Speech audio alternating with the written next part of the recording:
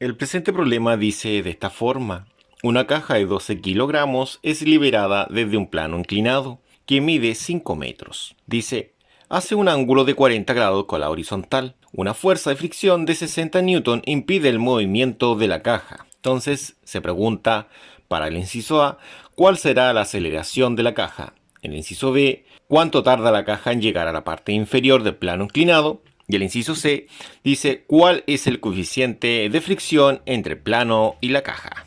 Acá nosotros tenemos una representación del movimiento realizado por el cuerpo.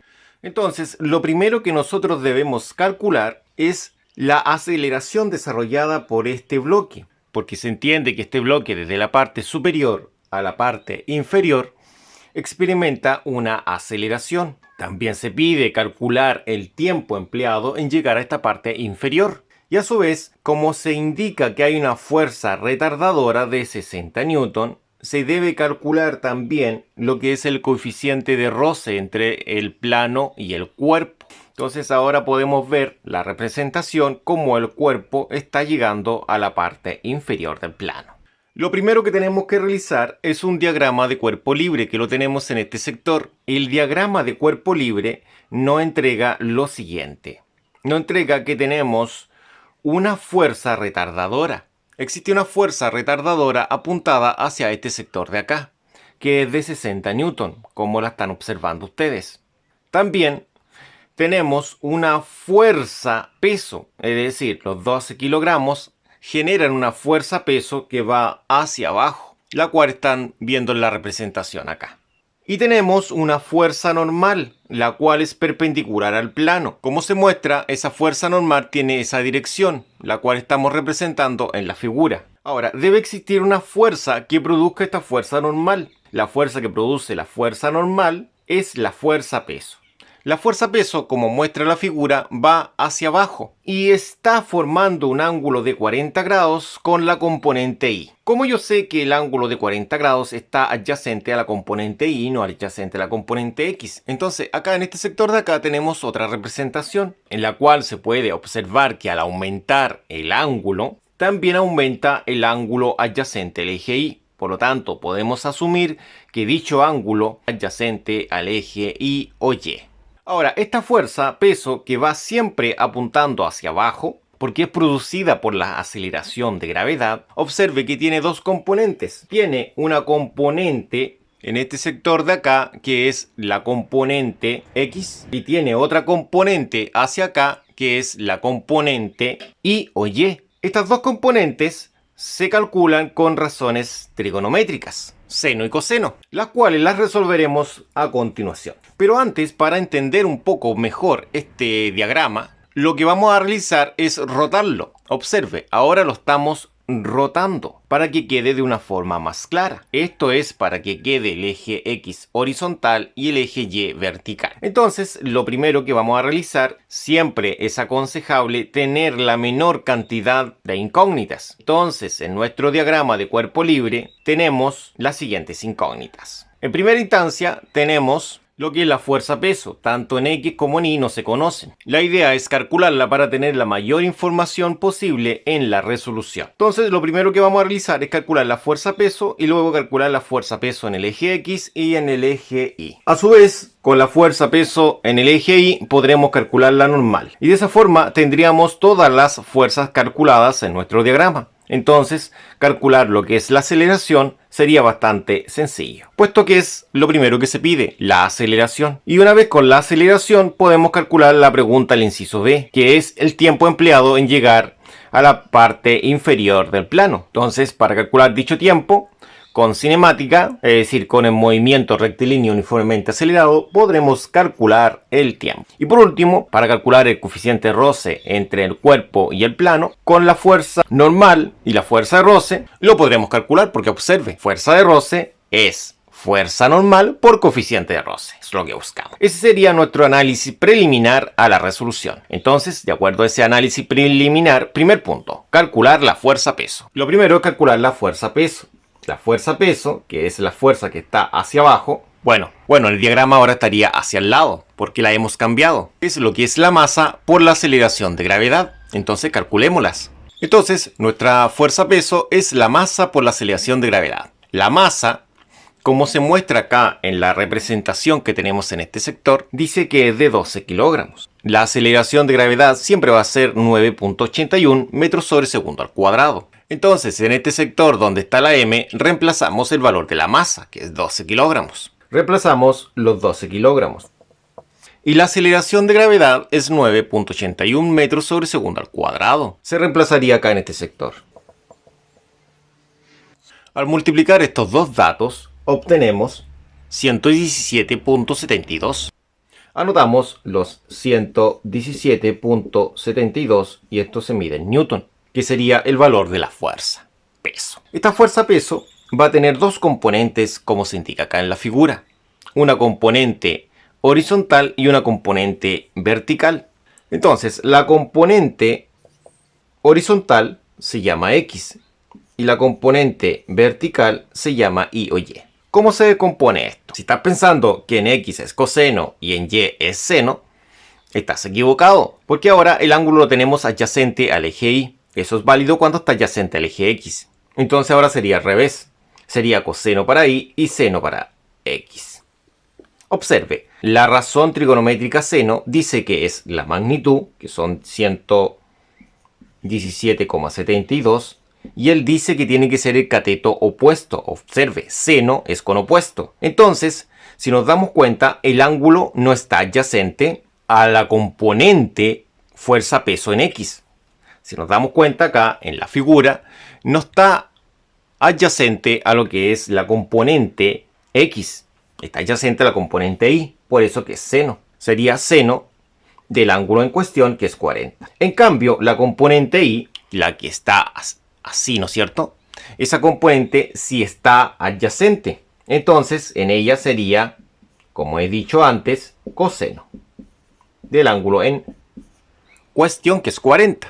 Entonces, los valores serían los siguientes. Si multiplicamos esto en una calculadora, vamos a obtener el siguiente resultado. Vamos a obtener para X 75.669 y para el eje Y o el Y vertical serían 90,1788. Ambas cantidades se miden en Newton porque son fuerzas. De esa forma tendríamos el valor de las componentes. Por lo tanto, ahora podemos cambiar nuestro diagrama de cuerpo libre. Ahora en nuestro diagrama de cuerpo libre tenemos los valores de las componentes, tanto para X como para Y. Y creo que ahora ya no es necesario que esté el vector que está horizontal. Ese vector que está horizontal, que lo ven ustedes, es la fuerza peso, que realmente no es horizontal. Ha quedado horizontal porque hemos girado nuestro diagrama. Entonces, al girar el diagrama, ahora ha quedado horizontal. Y este vector lo vamos a eliminar. Y vamos a dejar solamente los vectores correspondientes a la componente X y a la componente Y, como están apreciando ustedes. Ahora que tenemos esto, la idea es calcular lo que es la fuerza normal. ¿Cómo se realiza esto? Para calcular lo que es la fuerza normal, N, acá tenemos solamente el diagrama de cuerpo libre en el eje Y. Por lo tanto, en el eje Y estaría la normal y estaría la fuerza peso.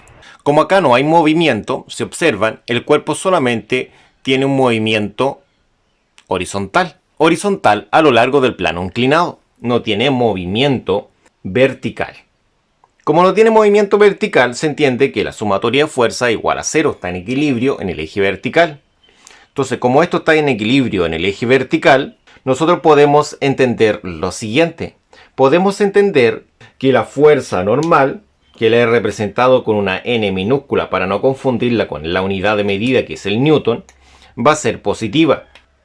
Y la fuerza peso, que son los 90, 17, 88 Newton, va a ser negativa. Y eso va a ser igual a 0. Entonces, la normal, que es la incógnita, va a ser exactamente igual a lo que son los 90,1788. ¿Por qué? Porque este número que está negativo a este lado pasa positivo. De esta forma tenemos ya calculada lo que es la fuerza normal. Entonces ahora, en la representación que tenemos en este sector, ahora podemos decir que ya tenemos lo que es la fuerza normal y vale esta cantidad. Como se muestra en este sector de acá, podemos observar que tenemos todas las fuerzas correspondientes al cuerpo y se demuestra que el cuerpo está experimentando una aceleración en el eje horizontal que corresponde al plano inclinado. También se puede observar que la aceleración no se conoce. Se conoce solamente lo que es la masa. La aceleración es incógnita. Entonces, a raíz de esto, nosotros al generar nuestras fuerzas en el eje X quedarían de la siguiente forma. Como pudieron observar ustedes, hacia acá es positivo y hacia acá es negativo. Y vamos a poder establecer que todas las fuerzas que estén hacia acá son positivas, como 75.669, que es la fuerza peso, en el eje X es positiva. Y hacia acá son negativas, como la fuerza de 60 newton, que es la fuerza de fricción. Ahora, la masa es conocida. Como se muestra acá en el esquema, dice que la masa es de 12 kilogramos. Entonces serían 12 por aceleración. Entonces ahora podemos restar estos dos numeritos de acá, lo cual da 15,669.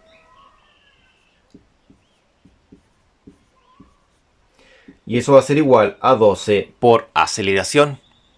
Entonces podemos establecer lo siguiente, que la aceleración van a ser los 15,669 dividido en los 12. Y nos daría una aceleración de 1.31 metros sobre segundo al cuadrado, que es la unidad. De esta forma hemos calculado lo que es la aceleración. Hemos respondido, como se muestra en el encabezado, el primer inciso.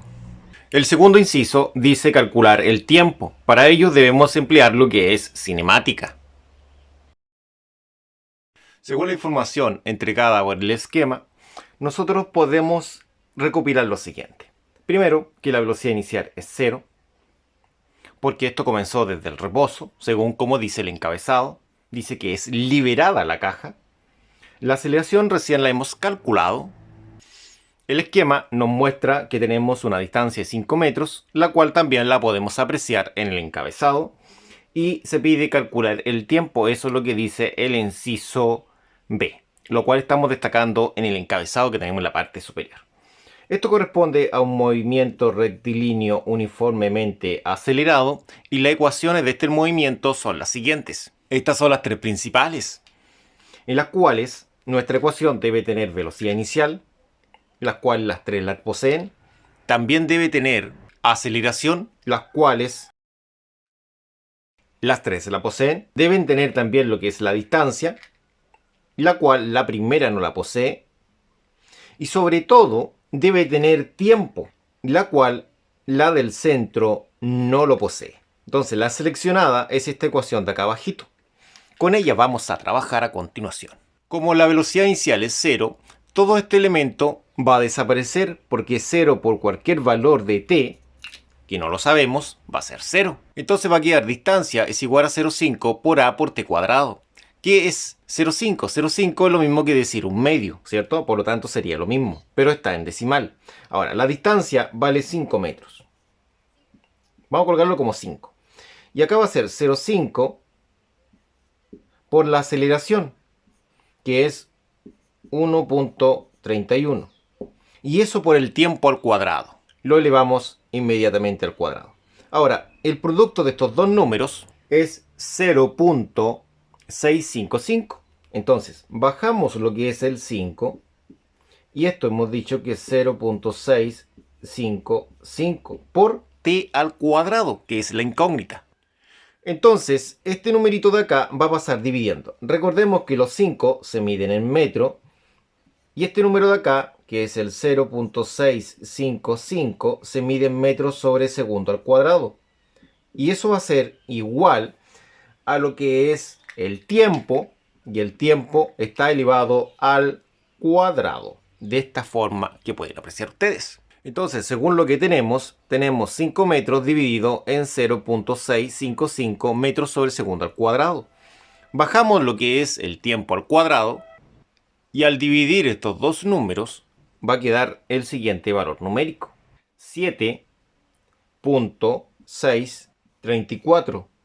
Esto queda en segundo al cuadrado. ¿Por qué? Porque los metros se cancelan. Después, al aplicar la raíz cuadrada a esta cantidad, que es 7.634 segundo cuadrado, va a quedar el tiempo en segundo. Y el tiempo es de 2,76 segundos. Entonces, de esta forma hemos llegado a la solución correspondiente a lo que es la variable t de tiempo. Faltaría ahora calcular el coeficiente. Bueno, el coeficiente de roce-fricción es bastante sencillo. Tenemos la fuerza de roce, la fuerza normal y el coeficiente. Se dice que la fuerza de roce es la normal por el coeficiente. Entonces, la normal va a pasar dividiendo a lo que es la fuerza de roce. Y eso es el coeficiente. Entonces, el coeficiente va a ser lo que es la fuerza de roce, que son 60 newton. Serían 60 newton. Dividido en la normal, que son 90,1788 newton. Esto nos daría un coeficiente de roce de 0,67. Recordad que el coeficiente de roce no tiene unidad de medida, porque los newton acá se han cancelado. Es un número adimensional. Y de esta forma hemos terminado. Muchas gracias por su atención. Nos vemos en la próxima.